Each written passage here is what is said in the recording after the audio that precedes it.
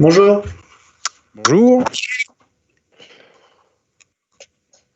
Il y avait cours ailleurs, j'imagine? Ouais, c'est ça, on était en cours d'électrotech, c'est pour ça. Ouais, bah venez ici, c'est mieux. Ouais.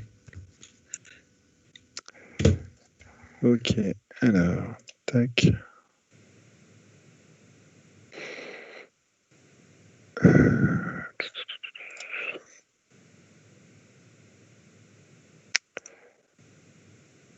Donc, ok, donc vous êtes tous là, donc on va commencer. Il faut juste que je vérifie si le cours a été actualisé ou pas. Je pense pas, donc ça devrait être rapide.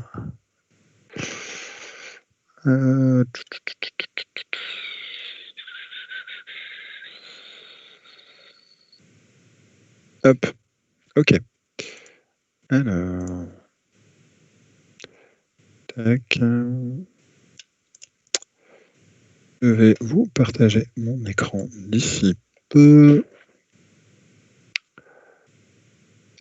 Comment se passent les TD pour le coup? Vous avez dû faire 2 ou 3 TD là? Non, on a fait qu'un. Vous en avez fait qu'un seul? Ouais. Le second arrive jeudi matin et on doit le préparer là, cette semaine pour jeudi matin. D'accord, ok. Ça marche. Alors, donc, est-ce qu'il y a des questions sur ce qu'on avait fait avant, donc sur la partie logique séquentielle, bon, bien évidemment qui inclut du combinatoire, donc, ou est-ce que c'est à peu près plié ou pas? Normalement, bon, la partie séquentielle se comprend vraiment en la pratiquant, donc ça devrait être plus simple avec le deuxième TD une fois qu'il sera fait. Pour le coup, ça sera beaucoup plus, ça devrait être plus compréhensible. Ça devrait être plus compréhensible. Où est-ce qu'il est mon truc là? Voilà. Donc, j'ai un œil sur le suivi de la conversation, donc n'hésitez pas soit à lever la main, soit à mettre un message dans la discussion si jamais il y a besoin. Un crayon caillou. Donc voilà, donc troisième partie en fait, donc là ce qu'on avait vu jusque-là, c'était les histoires donc des bases un petit peu du fonctionnement des différents composants qu'on peut rencontrer dans les systèmes numériques. Donc à savoir toute la partie composants combinatoires et composants séquentiels, notamment donc en fait les bascules. Bon, sachant qu'après on se rend compte qu'une fois qu'on est quand on fait de la logique séquentielle, forcément on utilise ce qu'on sait faire en logique combinatoire. Alors maintenant on va essayer de pousser un petit peu plus loin. Donc là ce qu'on a fait, c'est qu'on a étudié les montages pour voir comment est-ce que on a étudié des montages pour voir comment est-ce qu'ils fonctionnaient au cours du temps. Et l'idée qui va aller après avec, ça va être de comment voir comment est-ce qu'on va se servir de ça pour faire l'inverse, c'est-à-dire de partir de problématiques et de se dire comment je vais pouvoir synthétiser tel problème sous forme de logique de solution de logique combinatoire. Alors, donc là, ce qu'on a vu, c'est que tout système peut être les fonctions logiques, elles ont une table de vérité, une expression algébrique et un schéma, et que quand on a l'un, on peut partir sur l'autre. Alors de temps en temps, il y a des et on va voir un peu pourquoi et comment ça marche, mais de temps en temps, en fait, on va se rendre compte qu'il y a des moyens de prendre la même table de vérité et qu'en fait, ça puisse correspondre à plusieurs schémas. Et comment est-ce qu'on va passer de l'un à l'autre? En fait, l'idée qui est derrière, c'est que l'algèbre de Boole, c'est-à-dire les fonctions, les fonctions mathématiques en fait qu'on va pouvoir utiliser en fait dans les systèmes numériques en fait, on peut avoir plusieurs expressions différentes analytiquement.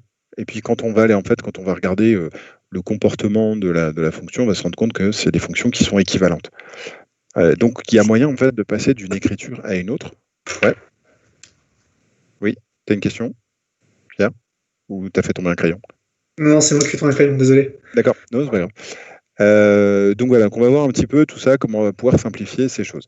Donc je vous l'avais dit au tout début, l'idée de base, c'est que soit vous étudiez un circuit et vous en déduisez sa table de vérité, ses équations, et c'est de l'analyse, soit vous partez d'une table de vérité et ou d'une équation.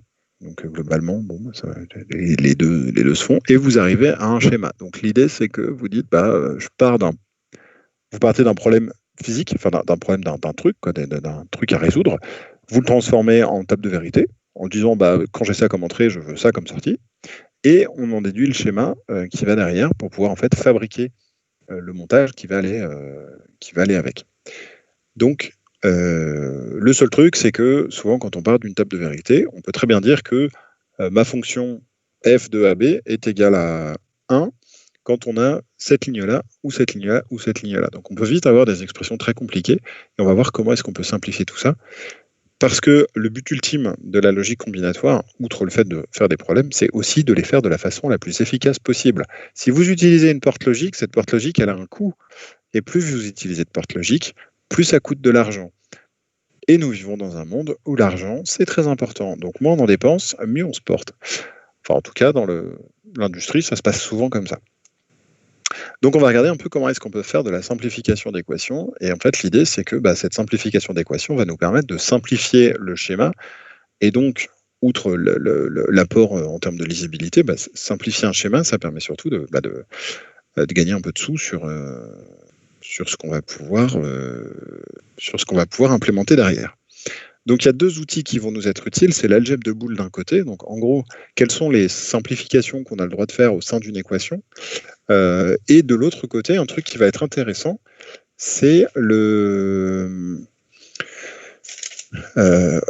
truc qui va être important, ça va être en fait les tableaux de Carnot, qui vont être une autre méthode de simplification d'équations, et qui, on va voir, en fait, vont nous permettre de partir de tables de vérité et de trouver, en fait, comment est-ce qu'on va pouvoir... Excusez-moi, je raménage un tout petit peu mon espace de travail. Hop. Et donc, on va voir, en fait, comment est-ce qu'on peut simplifier des équations, en fait, avec des tableaux de Carnot. Alors, les tableaux de Carnot, c'est une méthode de résolution de problèmes. Donc, on va voir un petit peu comment ça marche. Donc, le but, diminuer le nombre de composants et la logique câblée, et diminuer le temps de développement si jamais vous êtes en train de développer une application à base de porte logique. Donc ça, c'est quand vous faites de la programmation de FPGA. Globalement, vous allez gagner du temps si vous avez des équations simples à implémenter. Ça, on verra ça plus tard. Donc l'algèbre de Boole, le principe de base, c'est que donc c'est constitué de variables binaires. C'est des compositions de variables binaires qui valent donc vrai ou faux. Et on va dire que c'est des 1 et des 0. Et il y a un certain nombre de propriétés qui vont avec ça. Donc l'algèbre de Boole, je vous l'avais dit au premier cours, c'est un truc qui date de il y a bien longtemps. Ça a été inventé bien avant l'utilisation de systèmes binaires, en fait. C'est juste monsieur Boole qui s'est dit « Oh tiens, ça serait rigolo de... » Je simplifie un peu, mais ça serait rigolo de faire des maths avec des variables qui valent vrai ou faux. Et après, en fait, on s'est rendu compte qu'on pouvait implémenter ça avec une notion d'électricité. Alors, vous avez différentes propriétés qui vont vous permettre de simplifier vos équations. Si à un moment, par exemple, on vous dit A plus B, vous avez tout à fait le droit de réécrire l'équation en disant que ça vaut B plus A. Alors, j'ai dit plus, c'est pas un plus, c'est un ou. Et quand vous écrivez A et B, avec le signe multiplié, c'est la même chose que quand vous écrivez B et A. Donc ça a l'air de rien comme ça, mais je vous rappelle que, par exemple, sur le signe dans l'algèbre classique, avec la division, ça ne marche pas. Vous ne pouvez pas écrire A divisé par B, c'est la même chose que B divisé par A. Par contre, la commutativité, ça marche également pour le signe plus et pour le signe multiplié. Donc là, c'est pareil. Vous avez l'associativité. Donc l'associativité, l'idée, c'est de dire... L'associativité, le principe, c'est de dire que si vous avez A plus B et le tout plus C, vous pouvez très bien écrire que c'est la même chose que A plus B plus C. Donc en gros, les parenthèses, là-dessus, vous les mettez où vous voulez. Et ça marche pareil pour le signe et. Vous pouvez écrire A et B. Le tout et C, c'est la même chose que d'écrire A et B et C. Vous avez un élément neutre pour chacune des opérations. Donc si vous écrivez A ou 0, ça donne A. Et si vous écrivez A et 1, ça donne A. Et vous avez un élément absorbant, c'est-à-dire qu'en fait, c'est un élément par lequel, quand vous utilisez l'opération, ça vous permet de figer la valeur sur une constante. Donc si vous écrivez A ou 1, ça donnera toujours 1, peu importe la valeur de A. Et si vous écrivez A et 0, ça donnera toujours 0. Voilà, bon, ça c'est des trucs de base qui sont assez évidents quand on regarde l'étape de vérité des deux opérations. Mais on va voir que ça peut aller un petit peu plus loin. Donc, les fonctions supplémentaires, vous pouvez parler d'idempotence sur les deux opérations et ou. C'est-à-dire que si vous faites A et A et A et A, ça vous donne A. Et si vous faites A ou A ou A ou A, ça vous donne A aussi. Alors attention, par exemple, ça ne marche pas avec un ou exclusif. Ça marche qu'avec un et. Si, ça marcherait avec un ou exclusif. Non, ça ne marcherait pas avec un ou exclusif. Parce qu'avec un ou exclusif, si on écrit A, ça vaut 1 ou 0, alors que si vous écrivez A ou exclusif A, ça vous donne toujours 0. Bizarrement. Enfin, non, pas bizarrement, c'est comme ça que ça fonctionne. Alors, une autre porte qu'on n'avait pas trop exploitée jusque-là dans les équations d'algèbre, c'est la porte non. Alors, la porte non, elle a un complet. Dans les propriétés du complément, c'est qu'on peut dire, c'est que si vous faites non A, ça vous donne A. Donc, si vous faites non deux fois, si vous inversez deux fois une variable, vous revenez sur son état initial. De même, si vous faites A ou son inverse, ça vous donne 1, puisqu'il y en aura toujours. Tous ces trucs-là se démontrent où vous pouvez toujours montrer que A ou non A, ça vous donne 1.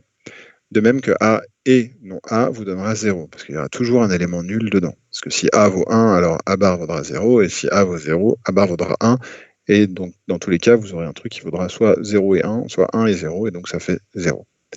Alors il y a un théorème qui est vachement important et qu'on utilisera souvent, c'est le théorème de De Morgan. Alors, De Morgan, il a montré vite fait qu'en fait, si vous faites le complément d'une opération, donc si vous faites A non ou B, c'est la même chose que si vous faisiez non A et B. En gros, l'idée, c'est que quand vous avez une barre sur deux opérandes et sur l'opérateur qui est au milieu, vous pouvez en fait casser la barre et la distribuer. Donc là, ça veut dire que votre A va devenir un non A, votre E va devenir un OU, votre OU va devenir un E, et votre deuxième opérande va aussi se prendre une barre dessus. Donc ça marche avec le et, ça marche avec le ou. Donc c'est généralisable à n variables. Donc si vous avez une porte NAND, donc une porte non et à 3 entrées avec A, B et C, donc si vous faites A, non B, non et B, non et C, ça vous donnera non A et non A ou non B ou non C. C'est OK? Bon, il y a pas mal de petits exemples qui vont venir avec.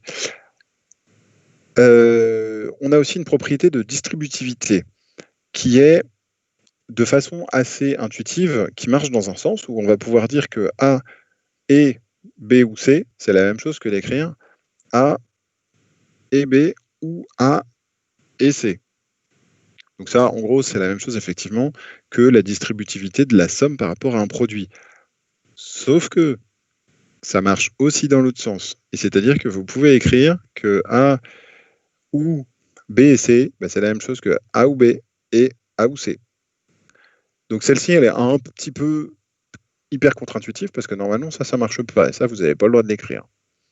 Vous n'avez pas le droit de l'écrire en algèbre classique. Là, on est en algèbre de Boole. Et en fait, ici, dans ce cas, ça marche. Donc là, l'idée, c'est que vous allez pouvoir distribuer un membre à ce qu'il y a de l'autre côté. S'il y a les parenthèses qui ont été écrites au départ, bien évidemment. Vous ne pouvez pas rajouter des parenthèses comme vous voulez, c'est juste que si par exemple vous avez B et C qui rentrent dans une porte E et que ensuite le résultat vous faites un OU avec A, vous pouvez avoir un autre schéma équivalent. Mais vous ne pouvez pas déplacer les parenthèses comme vous voulez. Vous pouvez déplacer les parenthèses comme vous voulez quand vous avez le même symbole. Quand vous avez que des E ou que des OU. Là, vous faites ce que vous voulez. Alors, il y a d'autres règles. Donc là, l'idée, d'autres règles de calcul qui peuvent vous simplifier un petit peu la vie, c'est que quand vous écrivez A ou A et B, en fait, ça, c'est égal à A. Alors ça se redémontre en disant que si A est égal à 1, dans ce cas-là, vous avez, peu importe la valeur de B, de toute façon, il y aura un 1 qui viendra de ce côté-là. Et si A vaut 0, dans ce cas-là, votre B il va être annulé ici, donc de toute façon, vous récupérez aussi la valeur de A. Donc quand vous écrivez A plus AB, c'est la même chose que d'écrire A. Et vous avez également un truc qui s'appelle l'absorption du complément dans une somme, où là, vous pouvez écrire que A plus A bar B, c'est la même chose que d'écrire A plus B. Et dans le même style, ça marche également à l'envers. Vous pouvez écrire que A fois A bar plus B, et ça, c'est la même chose que d'écrire A fois B. Donc ça, c'est des formules qui sont à savoir pour aller relativement vite. Donc des fois, dans les examens, on va vous dire oui, simplifier l'équation machin, simplifier l'équation suivante. Donc c'est là où ça va être important, en fait, de noter toutes ces propriétés. Donc là, faites-vous une petite fiche que vous sortez quand vous faites du calcul. Donc pour le coup, vu que vous aurez droit au document pour l'EDS, faites-vous un petit récapitulatif de ces formules-là pour savoir un petit peu laquelle vous allez pouvoir utiliser à quel moment. Mais l'idée, c'est de les utiliser pour trouver comment simplifier vos équations le plus facilement possible. Alors, il y a un dernier truc qui est un peu tordu qui s'appelle le théorème du consensus. Celle-ci, pour le coup, elle est un peu... Elle se redémontre avec les trucs qui sont en dessous, mais globalement, si vous trouvez une forme de type AB plus A bar C plus BC, vous pouvez en fait supprimer le terme BC. Et ça se redémontre. Ça se redémontre en fait en utilisant les propriétés d'éléments neutres et de combinaisons avec les éléments neutres qui sont derrière. Ou vous pouvez faire apparaître en fait un facteur en disant que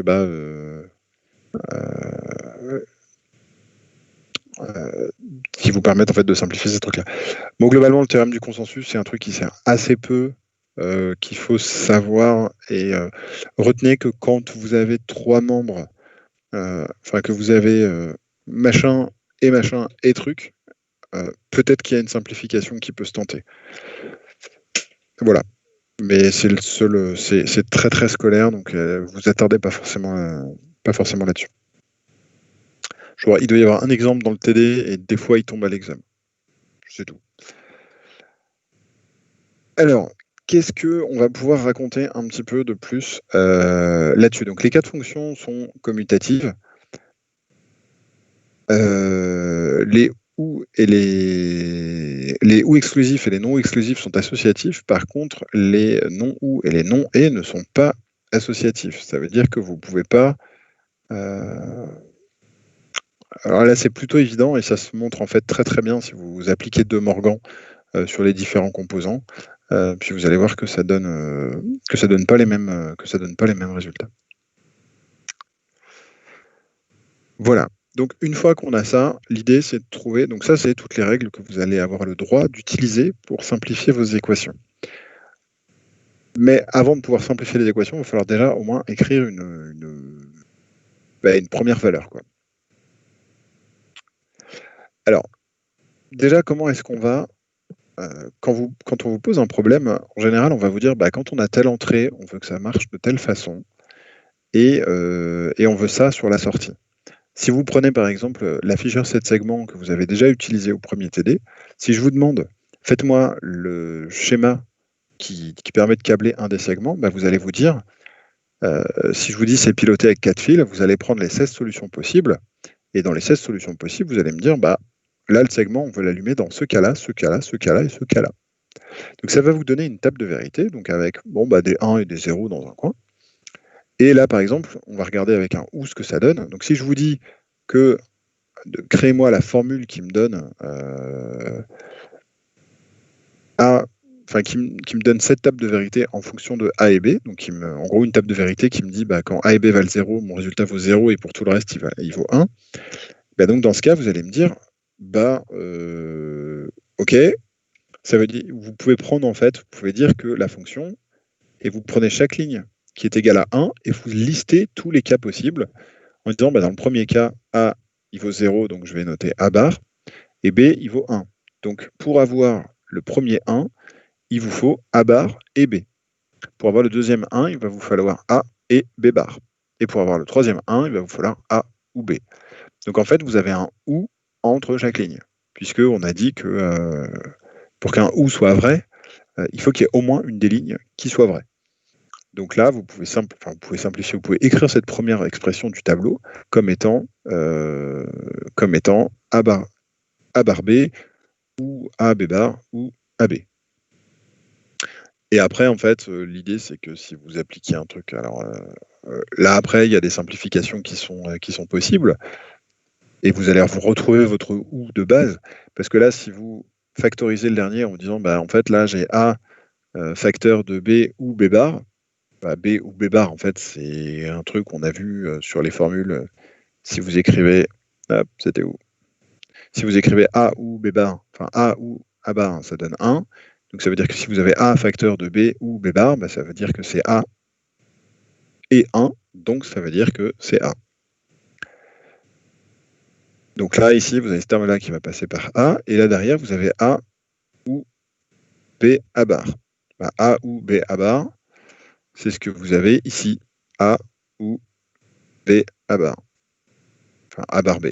Et donc ça, en fait, ça vous donne A ou B. Donc on retombe bien sur l'expression. Donc en fait, en écrivant, en explicitant la table de vérité complète, vous retombez sur A ou B. Donc ça tombe pas trop mal. Donc ça, c'est comme ça vous pouvez très bien vous amuser à recabler un OU comme étant ce truc-là. Sauf que ça n'a aucun intérêt en fait en vrai. Enfin, ça n'a aucun intérêt parce que l'idée c'est que cette fonction-là se simplifie parce que c'est la table de vérité d'un OU. Donc ce machin-là là, qui est énorme, on appelle ça la forme canonique. Alors l'idée de la forme canonique, c'est que c'est la forme d'une fonction où vous allez lister tous les cas possibles de sa table de vérité, où vous allez la mettre à 1.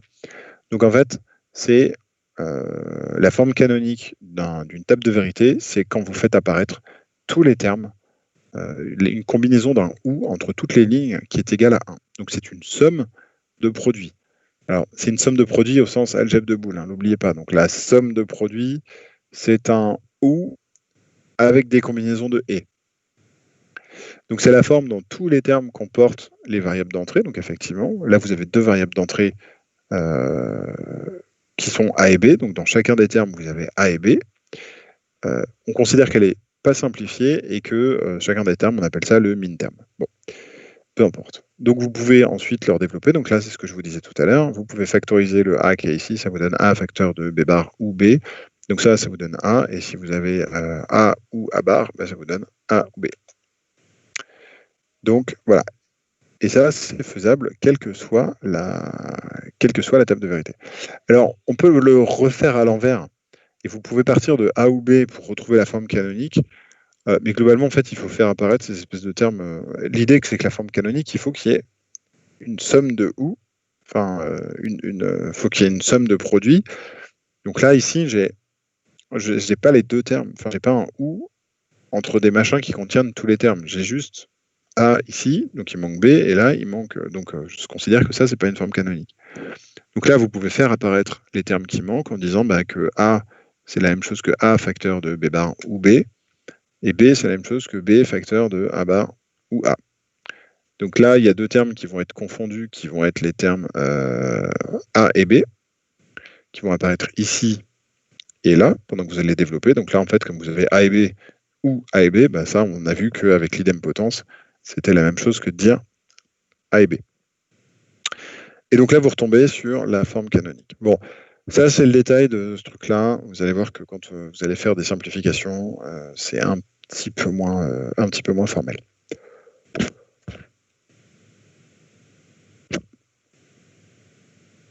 Alors, il y a une deuxième possibilité de faire de la forme canonique.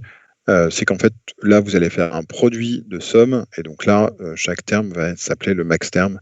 Donc, vous allez faire un petit peu de la même façon que la première. Bon, globalement, c'est pas non plus hyper pertinent. On va pas s'attarder là-dessus. Alors maintenant, comment savoir si une fonction est complètement simplifiée ou pas? L'idée, c'est de savoir un petit peu quelles sont les simplifications que vous pouvez faire. Une opération logique est simplifiée quand on ne peut plus diminuer le nombre de termes et le nombre d'opérations élémentaires qu'il y a dessus. Si vous prenez A bar B ou A, bah ça, vous pouvez, avec l'absorption du complément, vous pouvez faire sortir vous pouvez encore simplifier l'équation. Par contre, ouais, alors A bar ou B, ouais, je suis pas tout à fait d'accord en disant qu'elle est simplifiée parce que ça, c'est un ou exclusif. Peu importe. Donc bon, l'idée c'est qu'une opération simplifiée, c'est une opération sur laquelle on ne peut plus faire une fonction simplifiée, c'est quand vous ne pouvez plus effectuer d'opération de simplification derrière. Ouais, voilà, en pratique, pour réaliser la fonction A bar B ou A B bar, on réalisera plutôt une porte ou exclusive qui est plus simple d'un point de vue schéma.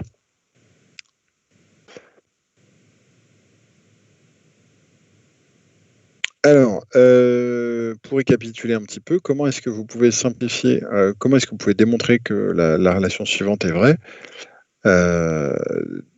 Donc là, l'idée, c'est de faire apparaître des termes en plus et d'utiliser le théorème du complément à la fin. Bon, c'est pas hyper pertinent sur ce cas-là, c'est hyper calculatoire. C'est pas forcément la peine qu'on s'embête trop avec ça. C'est quelque chose que de toute façon vous allez revoir en TD. Et je préfère être sûr de ne pas perdre de temps là-dessus. Par contre, il peut y avoir effectivement, donc c'est ce que je vous disais, il peut y avoir plusieurs formes simplifiées d'une même fonction. Où globalement, ça veut dire que c'est des fonctions où vous pouvez pas simplifier. Enfin, les deux sont équivalentes et les deux sont non simplifiables. Donc c'est-à-dire qu'en fait, il faut pour passer de l'une à l'autre, il faut recomplexifier et faire apparaître des termes qu'on avait fait disparaître et en fait refaire des associations avec d'autres termes pour retomber sur une autre forme. Donc ce qui fait que vous pouvez très bien avoir des résultats qui sont différents de celui du corrigé, mais qui restent valables. Si vous avez un doute sur votre solution, ce qui fait foi, c'est la table de vérité. Quand c'est des trucs pas trop compliqués, n'hésitez pas à la refaire. Vous refaites une table de vérité vite fait et ça vous dira si ça correspond à quelque chose ou pas. Enfin, si vous avez bien une équivalence entre vos deux expressions. Alors, maintenant, on va parler de tableau de Carnot. Alors, les tableaux de Carnot, donc c'est une méthode de simplification qui va vous permettre, en fait, en faisant ce qu'on appelle les groupements de 1, qui va vous permettre, en fait, de faire des simplifications. Alors, c'est une méthode... c'est une méthode dans le sens où il va falloir... Attendez, il faut que je fais...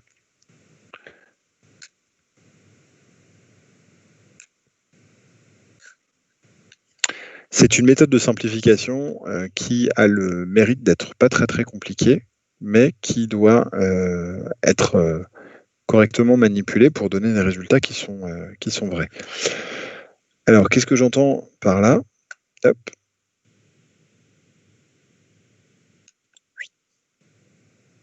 Gribouilliomètre. Donc, qu'est-ce que j'entends par là? L'idée, c'est que si là, vous prenez la table de vérité qui est ici, vous avez une combinaison de A, B, C et D, et ça vous donne une fonction D3. Si vous recopiez la table de vérité, donc là, le principe... ouais, il manque des cases là. Le principe, en fait, c'est que vous allez reporter... Donc vous allez construire, pour construire votre tableau de Carnot, ce qu'il vous faut, c'est prendre les différentes valeurs de votre table de vérité. Donc là, ce qu'on a, c'est qu'on a des machins qui valent, on a A, B, C et D.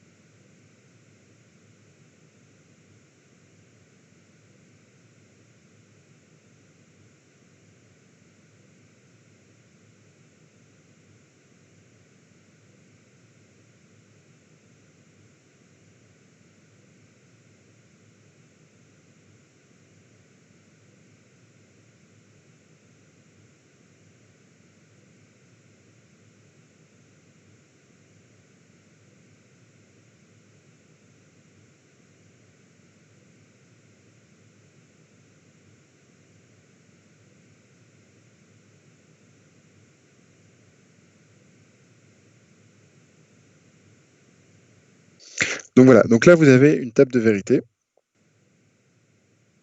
Et on va voir comment est-ce qu'on transforme ce truc en utilisant un tableau de Carnot. Alors en fait, le tableau de Carnot, le principe, c'est que vous allez avoir un tableau à double entrée où vous allez faire apparaître en fait les différentes variables qui composent votre système. Donc là, si on reprend le leurre, vous avez d'un côté toutes les valeurs de A et de B, et de l'autre, vous avez toutes les valeurs possibles pour C et pour D. Alors il y a une règle qu'on va voir, c'est que il va falloir lister toutes les valeurs possibles, mais en utilisant du code Gray. Alors le code Gray, je ne sais pas si vous vous rappelez, c'est ce fameux code où les nombres, vous avez toujours un seul nombre qui change entre chaque ligne. Donc là, on va avoir 0, 0, 0, 1, 1, 1 et 10.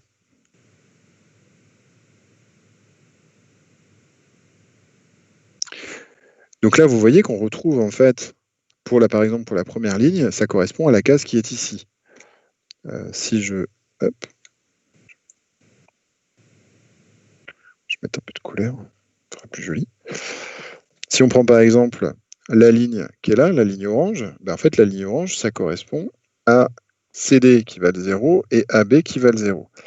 Donc le 0 qui est ici va se retrouver à cet endroit-là. Ensuite, vous avez D qui vaut 1 à la ligne d'après.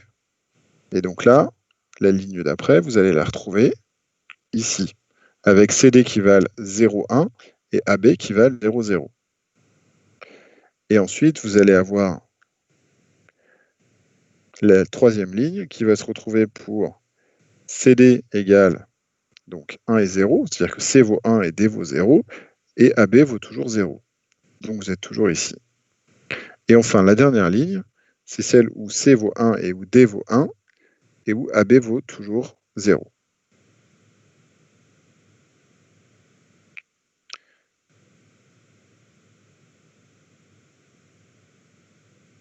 Donc ça, c'est comme ça que vous allez remplir votre tableau de Carnot, en fait, et l'idée, c'est de recopier donc, par colonne ou par ligne, hein, ça dépend comment vous mettez, parce que si vous aviez mis CD de l'autre côté, ou AB si vous aviez inversé AB et CD, il faut faire attention à comment vous le remplissez, si vous le remplissez en colonne ou par ligne. Donc l'idée, c'est que vous allez remplir d'abord cette case-là, celle tout en haut à gauche, ensuite cette case-là, ensuite celle tout en bas, ensuite celle-là, ensuite l'avant-dernière ligne. Et ensuite, vous enchaînez celle-ci. Donc là, vous pouvez enchaîner celle-ci, celle-ci, celle-là et celle-là. Après, il ne faut pas oublier que la colonne d'après, c'est la colonne 1, 1. Donc c'est la dernière qu'il faut les remplir. Et où là, on nous dit qu'il n'y a que des 1 partout. Tac, tac, tac, tac. Et la dernière, il n'y a que des 0 partout. Alors le principe des tableaux de Carnot, en fait, c'est que vous allez faire des paquets de 1 et vous allez regarder en fait dans quelles conditions sont vos variables pour que ce paquet de 1 existe. En gros, si je prends... Non, c'était pas ça que je voulais. Hop. En gros, le paquet de 1, par exemple, qui est là, ce que je vois, c'est que peu importe la valeur de C ou de D, ce paquet, je serai dedans, en fait. Si je fais varier C et D, je me retrouve dans le paquet qui est là. Par contre, si je fais varier A ou B, ben, je vais sortir du paquet, puisque si A vaut 1 et B vaut 0, je suis bien dedans. Par contre, si A vaut 1 et B vaut 1, alors je suis dans la colonne d'à côté. Et là, ça ne marche plus. Donc là, je vais pouvoir dire que ma fonction, elle va être égale à quelque chose qui va dépendre de A et quelque chose qui va dépendre de B. Puisqu'en fait, C et D peuvent varier. Donc là, ça va dépendre de A et de B. Et par contre, B va devoir être nul. Donc je vais le noter comme ça. A, B bar. Ou un autre paquet de 1. Donc là, en fait, ça, c'est l'état de ma sortie. Ma sortie, elle vaudra 1 si je suis dans le cas où A vaut 1 et B vaut 0. Et là, vous avez un deuxième paquet de 1 qui est ici, qui lui ne dépend pas de la variable D. Donc là, le but, c'est que plus vos paquets sont grands, plus ils vont être indépendants des variables. Donc là, par exemple, vous êtes indépendant de D, parce que D, dans un cas, sur une ligne, il vaut 1, dans l'autre cas, il vaut 0. Donc ça veut dire que peu importe la valeur de D, vous serez toujours dans le paquet de 1. Par contre, la valeur de C est importante. Et donc là, vous savez que vous allez avoir un terme avec juste C. De l'autre côté, concernant A et B, vous voyez que A est nul, et par contre que B, bah, lui, varie. Donc B, on ne le fait pas apparaître. Et donc là, vous trouvez que bah, cette fonction-là, en fait, vous n'avez pas eu besoin de faire de simplification compliquée, juste des paquets de 1 dans un tableau de Carnot. Donc la méthode, je vous la redis, vous recopiez la table de vérité de votre fonction dans une table en respectant le code Gray. C'est vachement important parce qu'en fait, c'est le code Gray qui vous permet de dire que d'une colonne à l'autre et d'une ligne à l'autre, il n'y a qu'une seule variable qui varie.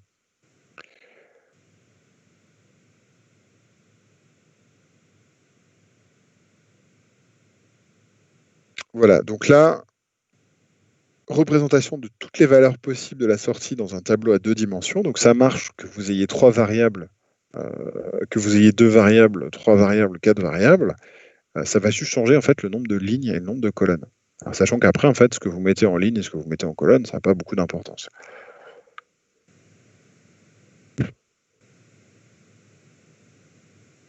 Et donc l'idée après, c'est de faire des paquets de 1, et ces paquets de 1 doivent par contre toujours être des multiples d'une puissance de 2. Donc ça va être des paquets de 1, des paquets de 2, des paquets de 4, des paquets de 8. Et toujours en ligne ou en colonne. Et qui peuvent éventuellement faire 2 ou plusieurs unités de large. Le seul truc à respecter, c'est qu'il y ait toujours le même, c'est que ce soit toujours des paquets de 1 où il y a un nombre de 1 égal à une puissance de 2. Et les combinaisons adjacentes doivent respecter le code Gray. Alors, simplification des fonctions logiques. Donc là, on va faire des regroupements ensuite, en disant bah, que vous allez pouvoir faire des regroupements qui peuvent être que carrés ou rectangulaires et qui doivent porter sur 2n colonnes ou lignes avec n un entier naturel. Le nombre de regroupements doit être minimal, donc en fait l'idée c'est que il faut faire le moins de regroupements possible, parce qu'à chaque fois que vous avez un groupe de 1, ça vous fait un terme en plus dans votre et final. Et par contre, ce qui va être important, c'est que vous pouvez très bien avoir des 1 qui sont inclus dans plusieurs paquets, ce qui vous permet de faire grossir la taille de vos paquets. Parce que là, si on prend le gros paquet de 8 ici, on ne va pas prendre un gros paquet de 8 qui va nous faire une petite variation, qui va juste nous dire que ça fait A, puisqu'en fait ça deviendra, enfin ça fera C, ça sera indépendant de D et indépendant de A et de B. Et là, par contre, vous avez un paquet de 2, 1. Et donc, ça peut être intéressant d'en prendre 2 parce que ça vous permet au moins de supprimer la variable A dans l'écriture de ce paquet-là. Donc, d'où l'intérêt, en fait, de supprimer le plus, enfin, d'avoir des paquets de 1 les plus grands possibles qui peuvent nous permettre de capturer tous les 1 du terrain. Et donc, sans oublier aussi que vos 1, ils peuvent traverser ils peuvent passer d'un côté à l'autre, puisqu'en fait, si vous regardez la valeur 10 ici et que vous regardez la valeur suivante, si vous revenez au départ, la valeur suivante, c'est 0. Donc ça veut bien dire que vous n'avez qu'un seul bit qui a changé dans les deux. Donc vous avez le droit de faire des paquets qui se groupent sur la dernière colonne et qui débordent sur la première colonne. Et pareil pour la première ligne. Et donc là, vous avez un cas où vous avez le droit d'aller chercher les quatre coins de votre tableau, ça vous fait bien un carré. Donc de là, si vous regardez, en fait, plus votre paquet est grand, donc là vous avez un paquet de 8, plus votre paquet est grand, plus le terme sera petit, puisqu'en fait là on a un paquet qui dépend que de C, puisque A varie et B varie dans le paquet, et pareil, D lui varie, puisque sur une ligne niveau 1, dans l'autre ligne niveau 0. Donc plus vous avez des paquets qui sont grands, moins vous aurez de variables dans votre équation. Donc un paquet de 8, alors sur un tableau à 4 variables, un paquet de 8, ça vous fait une variable. Un paquet de 4, ça vous fait 2 variables. Un paquet de 2, ça vous fait 3 variables. Et un paquet de 1, ça vous fait 4 variables. Et donc l'idée, ça va être de diminuer le plus possible le nombre de variables nécessaires pour faire le tableau.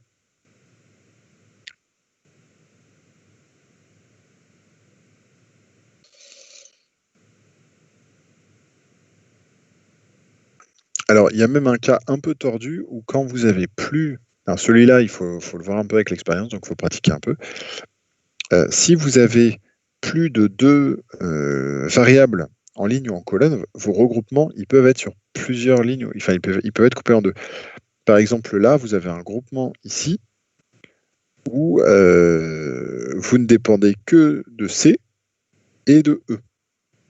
Parce qu'en fait, sur le groupement qui est là et le groupement qui est là, si vous faites l'équation des deux, vous allez voir que vous avez des groupements qui sont très similaires, sauf que dans un cas, vous avez A qui vaut 0, et dans l'autre cas, vous avez A qui vaut 1. Et en fait, si vous faites... vous aurez un truc du style A et quelque chose, ou A bar et quelque chose. Et le quelque chose étant le même, en fait, ça veut dire que soit A vaut 0 et vous êtes sur le membre de gauche, soit A vaut 1 et vous êtes sur le membre de droite. Donc c'est pour ça que là, en gros, votre paquet, il déborde à distance et on peut s'abstenir d'écrire la partie qui est au milieu.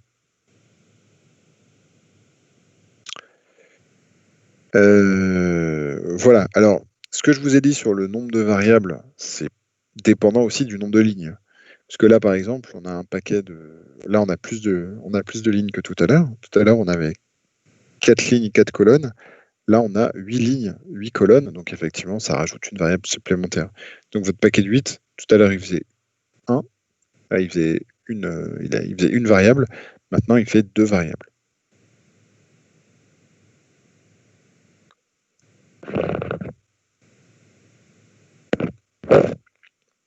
Alors, il y a un autre truc qui est pratique avec les tableaux de Carnot, c'est qu'en fait, il y a un certain nombre de cas électroniques où on se fiche de certaines valeurs. Par exemple, si je vous dis on va reprendre le coup de l'afficheur 7 segments. L'afficheur 7 segments, c'est quelque chose qui est fonctionnellement fait pour afficher des chiffres, de 0 jusqu'à 9. Or, pour afficher des chiffres de 0 jusqu'à 9, il va nous falloir 4 bits pour pouvoir compter jusqu'à 9. Pour pouvoir compter jusqu'à 10, il va nous falloir 4 bits. Non, pour pouvoir compter jusqu'à 9, il nous faut 4 bits. Sauf qu'avec 4 bits, on peut même compter un peu plus loin, puisqu'on peut compter jusqu'à 15. Et là, on va se dire en fait que les états 11, 12, 13, 14, enfin même les états 10, 11, 12, 13, 14, 15, ils sont pas censés apparaître. Donc là, on va même pouvoir les négliger en disant en fait, je les considère comme étant indéterminés parce que ça ne m'intéresse pas. Donc, quand je vais faire ma table de vérité, je vais coder mes trucs de 0 jusqu'à 9. Et pour les cases supplémentaires, donc pour 10, 11, 12, 13, 14, 15, je vais mettre des croix pour dire que moi, mon segment A, je m'en fous de ce qu'il affiche à ce moment-là, puisque techniquement, il n'est pas fait pour que ça s'affiche à ce moment-là. Et donc, ça fait que votre tableau de Carnot, il se récupère des éléments indéterminés au milieu. Alors, ça peut avoir l'air gênant, mais en fait, c'est surtout pratique. C'est que les croix, les états indéterminés, peuvent être considérés comme étant des choses dont on se fiche, et donc, en fait, on va pouvoir imaginer que c'est des 1 ou des 0 en fonction de ce qui nous arrange. Et pire que ça, c'est en fonction de ce qui nous arrange quand on fait un paquet de 1. C'est-à-dire que c'est pas parce que vous figez une fois la valeur en disant là, s'il était égal à 1, je pourrais faire un grand paquet, qui doit rester égal à 1. C'est s'il est dans certains cas égal à 1, il sera tant mieux, et puis dans d'autres cas, vous pouvez le délaisser, et puis voilà. Donc sa valeur n'est pas figée. Les états indéterminés, ça a cet avantage-là que c'est juste des trucs qui, normalement, ne sont pas censés arriver. Alors, on pourrait imaginer que dans certains cahiers des charges visant à la robustesse d'un signal, blablabla, je sais pas quoi, on pourrait avoir un petit peu plus d'exigence sur les états indéterminés. Mais ça, c'est votre cahier des charges qui vous le dira. Et si le cahier des charges ne vous parle pas des états indéterminés, à vous de les utiliser à bon escient pour simplifier en fait vos équations.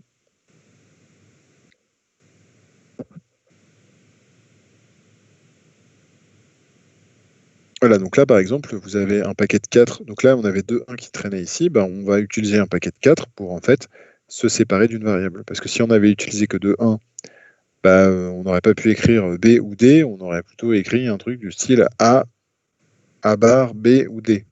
Enfin, A bar et B et D. Et là, en fait, en incluant la case d'à côté, on peut supprimer le A. Et ça fonctionne très, très bien. Là, pareil, en utilisant les croix, on peut se faire un gros paquet avec 8 1. Et puis, on peut faire un paquet avec 8 1 aussi, donc pour avoir A et C qui sont tout seuls. Donc en fait, ça simplifie l'équation et ça simplifie le câblage. Donc ça a du sens, quelque part, de dire que les effets de bord, on s'en fout. Donc comme on néglige les effets de bord, comme tout ça est géré par une vraie électronique, on peut dégager de l'électronique à cet endroit-là. Est-ce que c'est OK pour ça ?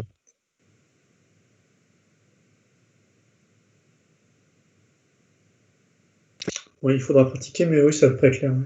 Ouais, ok, bon. Oui, oui, toujours. Alors là, vous verrez que là, n'hésitez pas à faire les exos de pratique.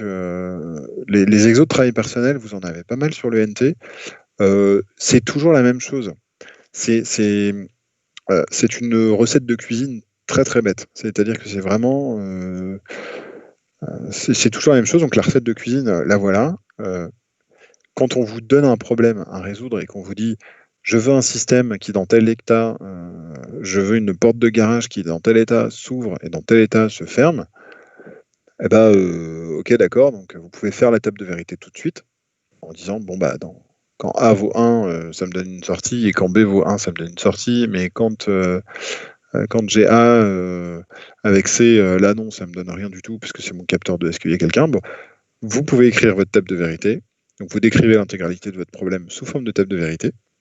Ensuite, vous trouvez les équations qui correspondent à vos tables de vérité. Là, trouvez les équations de la table de vérité, soit avec Carnot, soit avec une résolution en passant par l'expression canonique, ou soit, et puis voilà. Et ensuite, une fois que vous avez simplifié vos équations, vous pouvez faire le schéma. Alors que dans l'analyse, ce qu'on faisait, c'est qu'on partait du schéma, on trouvait les équations et on en déduisait la table de vérité. Bah là, en fait, on fait le schéma inverse.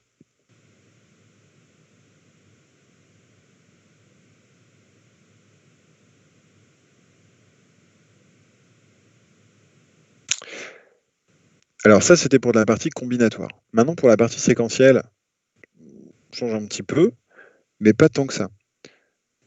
Pour la partie séquentielle, on va en fait d'abord faire une modélisation du graphe d'état de notre système. C'est-à-dire de se dire, bon bah alors, il y a combien d'états dans mon système? C'est la partie la plus dure, parce que là, c'est vraiment de l'analyse de problèmes.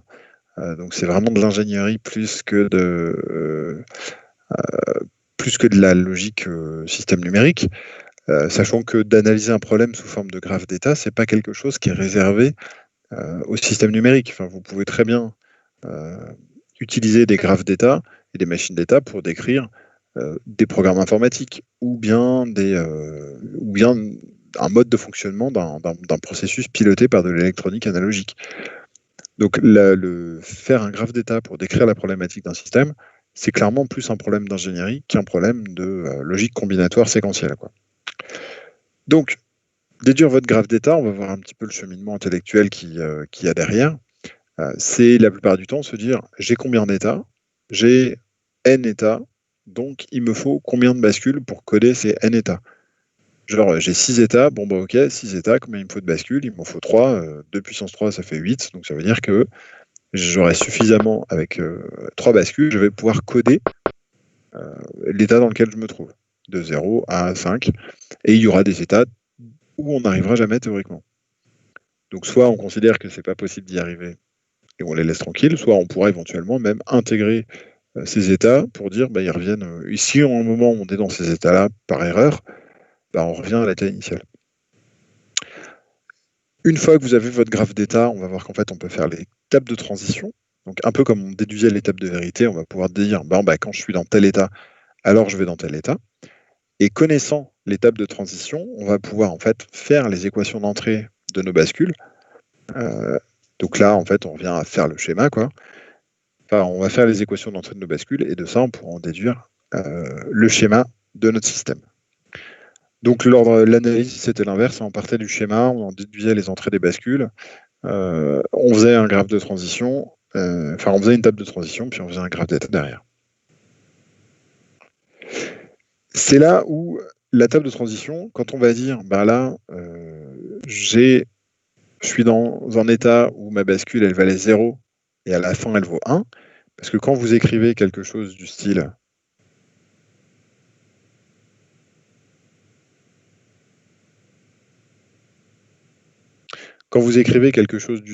bah, ma bascule, en fait, ma bascule D, ma bascule, hop.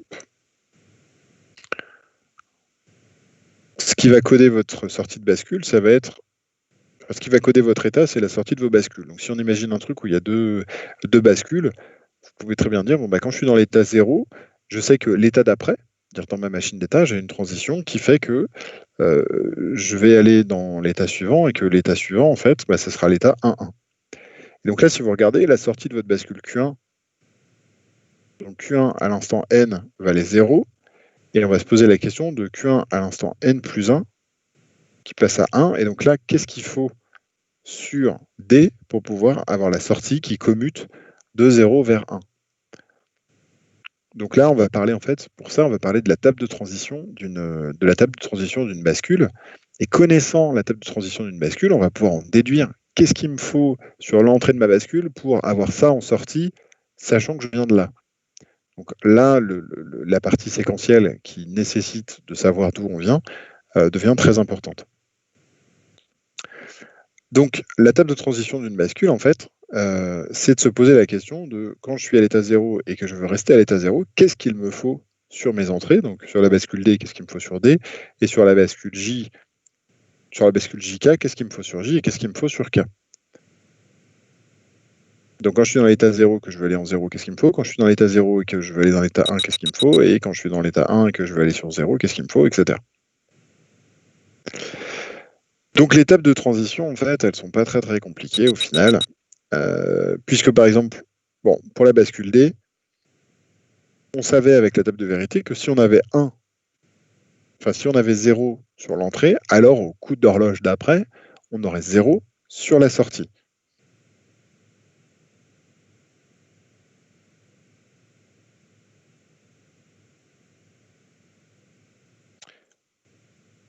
Et bien là, on va réécrire ça un petit peu différemment en se disant, si sur ma sortie Q, j'avais 0 et que sur ma sortie Qn plus 1, je veux 0, qu'est-ce qu'il me faut sur mon entrée? Il faut 0. Et donc la table de transition en fait, d'une bascule D, elle s'exprime de la forme suivante. Quand vous partez de 0 et que vous voulez aller à 0, D, il vous faut 0. Quand il vous faut 0 et que vous voulez un 1, il vous faut un 1. Et quand vous avez un 0 et que vous voulez un 0, il vous faut un 0. Et quand vous avez un 1 et que vous voulez un 1, il vous faut un 0. Ce qui fait que la table de transition de la bascule D est quand même relativement simple, dans le sens où, ce qu'il vous faut, c'est surtout ce que vous allez mettre sur D, quoi.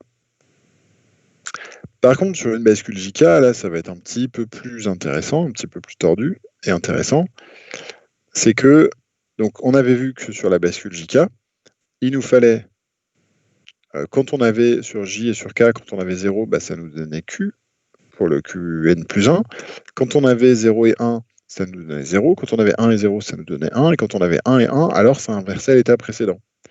Et donc ça, au niveau de la table de transition, ça va vous donner un truc comme ça. Si vous avez 0 et que vous voulez rester à 0, vous avez deux possibilités. Soit, alors il faudra que J soit à 0, mais si K est à 0, alors vous allez conserver la valeur précédente. Mais comme la valeur précédente c'était 0, dans ce cas, ça veut dire que K est une possibilité. Donc J égale K égale 0, ça vous donnera bien une transition de 0 vers 0. Mais il y a autre chose qui va vous donner ça, c'est que si jamais vous avez J qui vaut 0 et K qui vaut 1, là vous avez un forçage à 0. Donc en fait, si vous partez de 0 et que vous voulez avoir un 0 au coup d'après, le plus important, ce sera surtout d'avoir J qui vaut 0. Et la valeur de K, on s'en fout. Et donc là, le petit X qui apparaît ici, dans notre table de transition, dans notre tableau de Carnot, il va être super utile. Parce que quand vous avez plein de X partout, c'est surtout pour vous dire, vous pouvez les prendre un peu comme vous voulez. Donc les états indéterminés, en fait, l'avantage, c'est que ils nous permettent une certaine souplesse au niveau de la réalisation. Et donc c'est pour ça que les bascules JK sont quand même assez intéressantes pour modéliser un système, parce qu'en fait, quand vous commencez à faire vos équations, vous avez des équations un peu plus simples, parce que vous avez beaucoup d'états indéterminés qui vous permettent de simplifier des trucs. Donc quand vous voulez passer de 0 à 0, ce qu'il faut, c'est avoir J à 0. Quand vous voulez passer de 0 à 1, ce qu'il vous faut, c'est J à 1. Le reste, qui est la valeur de K, on s'en fout. Et quand vous partez de 1 et que vous voulez 0, il vous faut un 1 sur K. Et quand vous partez de 1 et que vous voulez un 1, il vous faut un 0 sur K. Et là, c'est la valeur de J qui sera inintéressante. Enfin, inintéressante. Alors,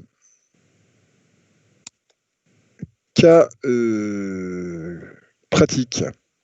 On va reprendre un petit peu ce qu'on avait fait la dernière fois. La dernière fois, on avait parlé du système de compteur-décompteur qui fonctionnait avec un bouton marche-arrêt et avec un bouton S qui nous indiquait si c'était un compteur ou un décompteur. Donc là, on vous donne le graphe d'état, mais on aurait très bien pu partir du problème où on vous disait je veux un compteur des compteurs ou avec un bouton M qui permet de dire je reste dans l'état où je suis et un bouton S qui dit je compte ou je décompte. Là, l'idée, c'est que si je vous avais donné juste l'énoncé, ça aurait été à vous de faire ce graphe d'état. Là, on vous le donne, ça aide, c'est-à-dire que la première étape, en fait, est réalisée. La première étape, je vous rappelle que, hop, si on reprend, elle était là. La première étape, c'était faire le graphe d'état, puis la table de transition, puis les équations, puis le schéma. Donc le graphe d'état, c'est là, ici, il est déjà construit, donc vous n'avez pas à vous en préoccuper. Alors, maintenant, on se pose la question de combien il nous faut de bascules pour coder ce truc-là. Vous avez 4 états. Donc 4 états. Qu'est-ce qui vous donne 4 ? C'est si vous faites... pour avoir 4 états, il vous faut donc 2 bascules. Donc, puisque vous avez 2 puissance 2 qui vous donne ça. Alors, pour le coup, si vous avez envie de voir un petit peu comment ça peut s'utiliser, l'air de rien,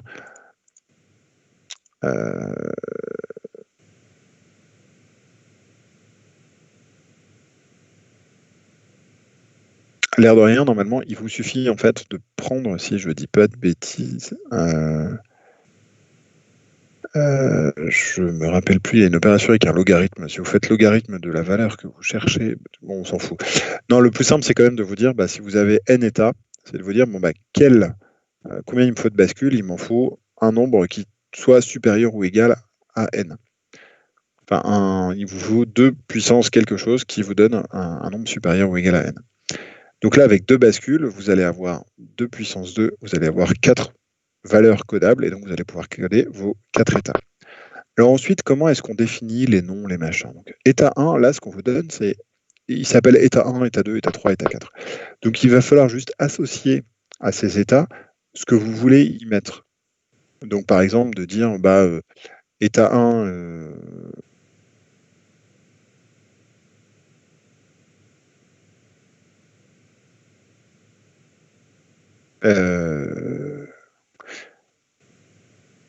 Ouais, donc là, je vais vous laisser regarder un petit peu comment ce truc-là... Attendez, je suis obligé de m'absenter 3 secondes. J'arrive, je reviens.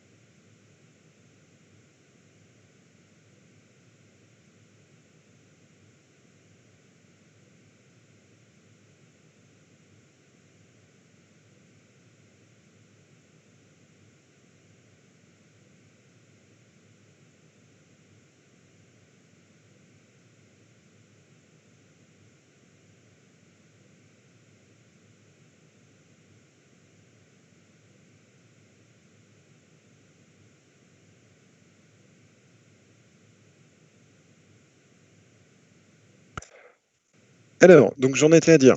Donc là, vous avez votre graphe d'état et donc là qu'on vous donne. Donc maintenant, comment vous allez transformer ce truc-là en comment vous allez transformer ce truc en table de vérité? Eh bien, en fait, il va falloir regarder un petit peu dans quel état vous êtes et dans quel état vous devez aller. Alors, donc pour le construire, donc, ce que vous savez, c'est que vous avez deux variables externes et ainsi que vous avez deux variables externes qui sont M et S. Alors, on va être un petit peu fin et on va les faire comme ça.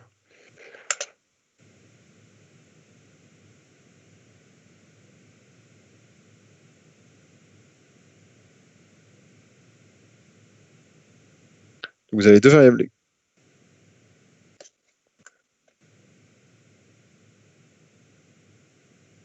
Alors, qu'est-ce qui me fait Teams là? Donc vous avez deux variables externes qui sont M et S, et vous avez vos variables internes qui sont là.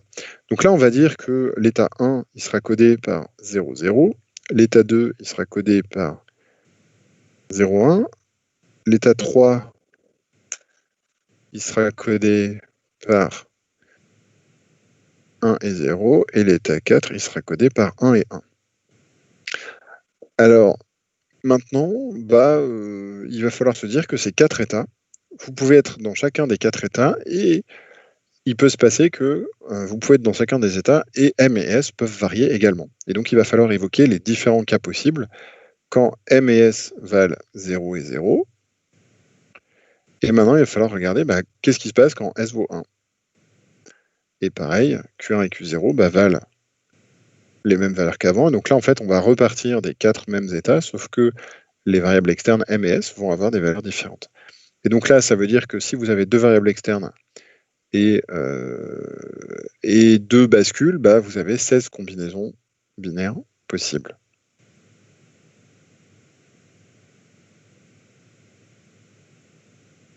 Donc encore une fois, il va falloir réécrire tout plein de fois.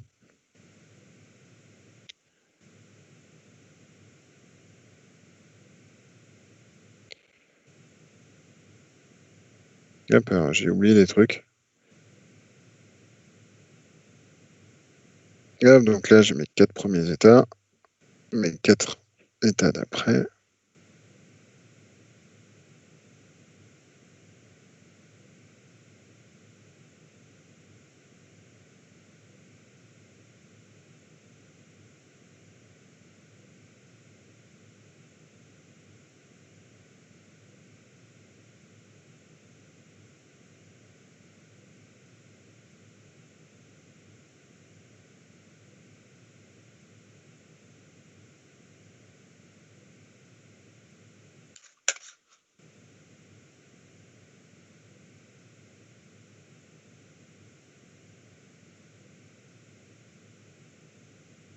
Voilà, donc là, l'idée, en fait, c'est de lister, encore une fois, tous les cas possibles. Alors, c'est un peu rébarbatif, mais ça nous permet d'être exhaustif et de voir un petit peu tout ce qui peut se faire.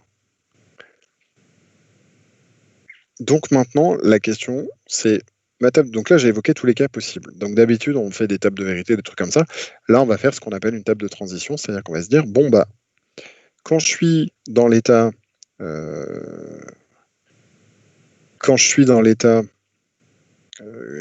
0 et que M et S sont à 0, dans quel état je veux aller au coup d'après? Au coup d'après, je veux aller dans l'état. Là, c'est le graphe d'état qui va vous le dire. Si M vaut 0, alors votre état suivant, ça va être. Donc là, Q1, Q0 plus. Ça va être quoi? Là, si vous avez ça, vous savez qu'ici, vous allez rester dans le même état. Et donc là, vous en déduisez que les états suivants, en fait, dépendent de ce que vous avez mis sur les entrées.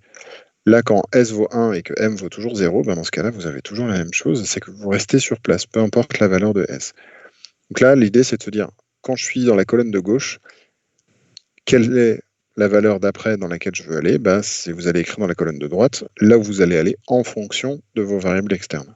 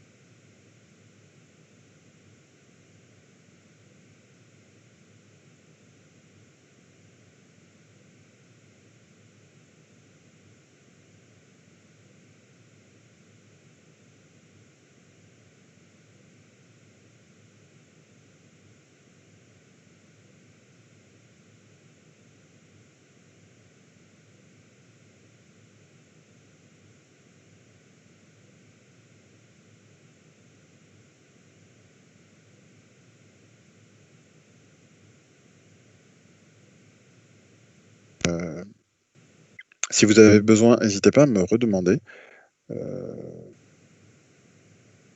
pour savoir un petit peu s'il y a quelque chose que j'ai expliqué un petit peu vite ou quelque chose que vous ne comprenez pas sur les TD. Je suis là pour y répondre. Voilà, ça paraît beaucoup d'un coup, surtout après 2 heures d'électrotech, mais vous verrez qu'en TD, ça se passe un petit peu mieux, et surtout, n'hésitez pas à poser des questions pour bien cerner l'ensemble des calculs. C'est beaucoup de recettes de cuisine, quoi. Vous l'appliquez tout le temps et ça marche, ça finit par marcher. Donc, le plus simple là-dessus, c'est clairement de vous entraîner à refaire les calculs. Est-ce qu'il y a des questions?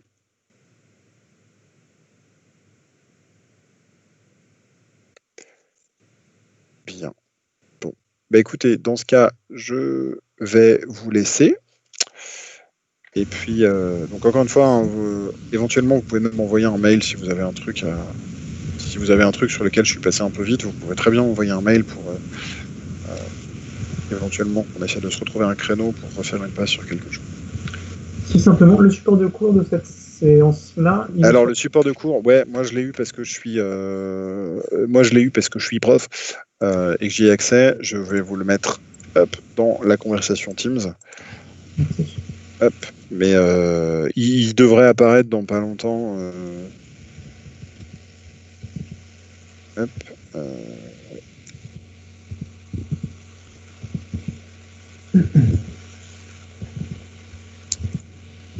Attendez. Ouais. Zou. Non, il n'apparaît pas.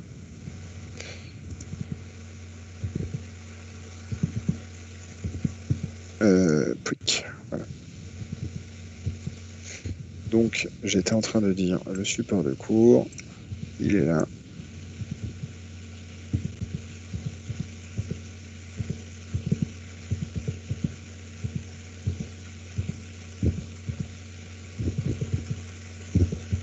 Voilà, je vous ai mis le support dans la conversation, donc il apparaîtra dans les fichiers. Ouais, vous auriez dû me dire dès le début, pour le coup, vous auriez pu suivre avec. Je suis désolé, j'y avais pas pensé. Autant j'avais constaté qu'il n'était pas disponible, autant j'avais pas anticipé le fait que vous l'auriez pas sous les yeux. J'espère que ça a été quand même. Éventuellement, je vais vous mettre mon petit schéma, mon petit gribouillis ici.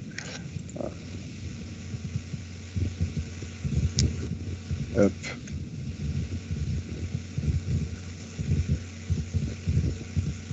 Alors. Hop, sur Fontanet.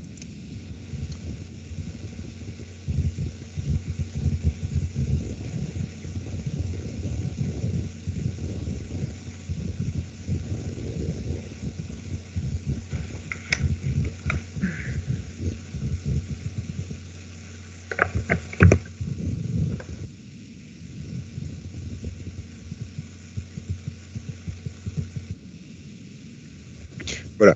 Donc je vous ai mis les gribouillis que j'ai faits. Je garantis pas qu'ils sont sans erreur, mais si vous détectez un truc louche, n'hésitez pas à soit demander à Madame Wergui pendant le TD, soit vous venez carrément me le redemander à moi, ça posera pas de souci. Je referai le calcul sur un coin de table. Bien. Eh bien écoutez, je vous souhaite une bonne soirée, et puis reposez bien vos cerveaux. C'est pas forcément évident ce cours, surtout à distance. Et puis ouais. N'hésitez pas au besoin. Super, merci, bonne soirée. Bonne soirée.